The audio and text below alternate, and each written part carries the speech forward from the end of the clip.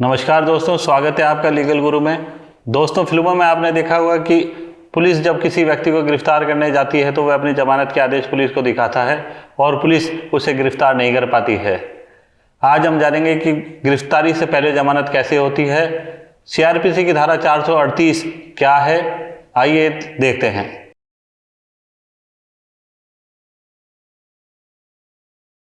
दोस्तों, जब कोई व्यक्ति गिरफ्तार होने वाला हो या उसे गिरफ्तार होने का अंदेशा हो कि उसके खिलाफ झूठा केस करके उसे गिरफ्तार किया जा सकता है, तो ऐसा व्यक्ति जेल जाने से बचने के लिए कोर्ट से जाकर जमानत का आदेश प्राप्त कर सकता है। कोर्ट पुलिस को आदेश देगी कि ऐसे व्यक्ति को गिरफ्तार नहीं किया जाए। ऐसे आदेश को अग्रिम जमानत का आदेश एंटीसिपेटरी बेल कहते हैं। दूसरे शब्दों में, कोर्ट का ऐसा आदेश जिसमें गिरफ्तार होने वाले व्यक्ति को गिरफ्तार होने से पहले ही जमानत दे दी जाती है। भारतीय दंड संहिता की धारा 438 में अग्रिम जमानत का प्रावधान दिया गया है। इंडियन लॉ कमीशन ने अपने 41वें प्रतिवेदन में इस प्रावधान को शामिल करने की सिफारिश की थी। इसका मुख्य उद्देश्य निर्दोष व्यक्ति को किसी झूठे केस में आर्थिक हानि और बदनामी से बचाना है। अग्रिम जमानत के लिए जरूरी है कि उस व्यक्ति के खिलाफ नॉन बेलेबल केस हो, उसकी गिरफ्तारी की आशंका बनी हुई हो, पूरा अंदेशा हो कि पुलिस उसको गिरफ्तार कर सकती है और वो व्यक्ति गिरफ्तार नहीं होना चाहिए। अगर वो व्यक्ति गिरफ्तार हो गया तो उसकी जो जमानत आवेदन है वो खारिज हो जाएगा। अग्रिम जमानत का आवेदन पेश करने के लिए याचिकाकर्ता को कोर्ट जाने की आवश्यकता नहीं होती। वो केवल वकालतनामा साइन करके अपने अधिवक्ता को देंगे। बाकी का काम वकील साहब ही करेंगे।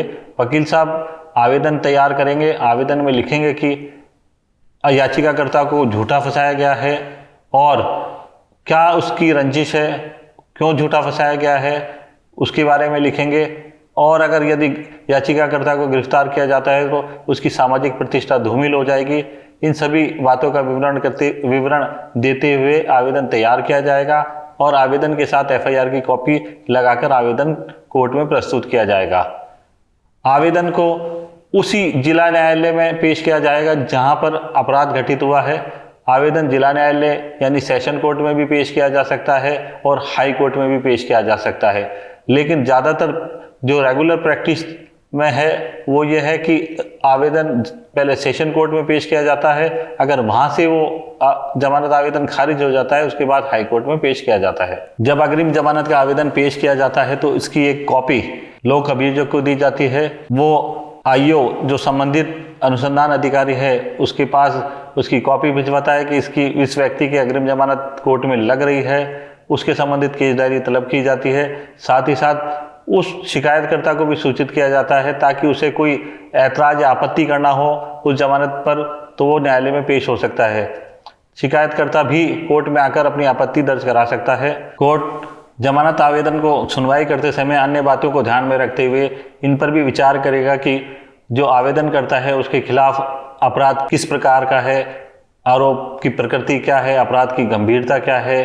दूसरा, उसने पूर्व में किसी संज्ञेय अपराध में कोई सजा तो नहीं भुगती है या दोषित तो नहीं किया गया है, यानी कि वो आदतन अपराधी तो नहीं है। तीसरा, जमानत लेकर वो फरार तो नहीं हो जाएगा।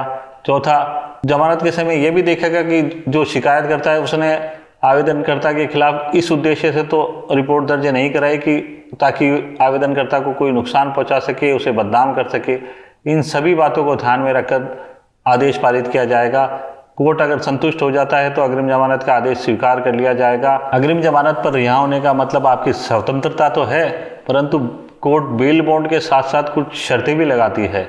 जैसे अनुसंधान में आप पूरा सहयोग करेंगे, अनुसंधान अधिकारी जब भी आपको बुलाएगा उसके सवालों का जवाब देंगे, शिकायतकर्ता और उसके गवाहों को आप प्रभावित नहीं करेंगे, सबूतों को प्रभावित नहीं करेंगे, गवाहों को डराएंगे धमकाएंगे नहीं, कोर्ट की बिना अनुमति के देश छोड़कर नहीं जाएंगे या निश्चित शहर को छोड़कर नहीं जाएंगे, या कोर्ट यह तय कर सकती है कि आप निश्चित क्षेत्र में ही रहेंगे या निश्चित पुलिस थाने में हाजिरी लगाना भी तय कर सकती है। अग्रिम जमानत के आदेश में कोर्ट ये लिखता है कि अगर अनुसंधान अधिकारी गिरफ्तार करे तो आवेदनकर्ता को निश्चित राशि की जमानत और मुचलका भरकर उसे रिहा कर दिया जाए। इसके संबंध में उस आदेश में एक निश्चित रकम का मुचलका और या एक जमानत या दो जमानत के लिए कहा जाता है।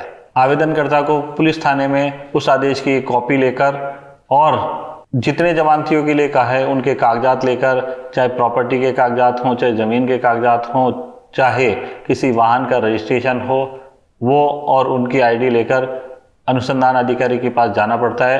अनुसंधान अधिकारी वहाँ पर उनकी जमानत भर लेता है। अनुसंधान के दौरान वो जमानत लागू रहती है। उसके बाद में जब चालान पेश किया जाता है तब या आवेदनकर्ता को जिसने जमानत कराई है उसको कोर्ट के समक्ष एक रेगुलर बेल पेश करनी रहती है। उसके लिए कोई नया आदेश नहीं लेना पड़ता, लेकिन एक रेगुलर फॉर्मल बेल एप्लीकेशन लगानी पड़ती है, जिस पर कोर्ट अग्रिम जमानत के आदेश के अनुसार ही आदेश कर देता है। वहाँ उसकी पक्की जमानत हो जाती है। उसके बाद ये जमानत का आदेश लगातार फैसले तक लागू रहता है। अग्रिम जमानत का लाभ लेने वाला व्यक्ति जो शर्तें बताई गई है उसको उनकी पालना करनी होती है, उसका दुरुपयोग नहीं कर सकता। अगर वो कोई शर्त का वायलेंस करता है तो शिकायतकर्ता इसी ताक में बैठा रहता है। अक्सर शिकायतकर्ता ये चाहता है कि किसी ना किसी कारण से जमानत को कैंसिल कराया जा सके, इसलिए वो उसकी झूठी शिकायत करता है।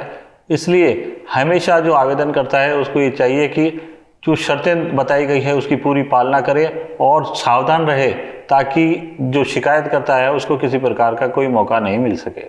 धारा 438 CRPC एंटीसिपेटरी बेल यानी अग्रिम जमानत का लाभ हर वो व्यक्ति ले सकता है जिसके खिलाफ झूठा मुकदमा दर्ज कराया गया हो और उसे गिरफ्तार होने का अंदेशा हो। दोस्तों, आज का ये वीडियो आपको कैसा लगा? पसंद आने पर लाइक और शेयर करें और वीडियो देखने के लिए चैनल को सब्सक्राइब करें।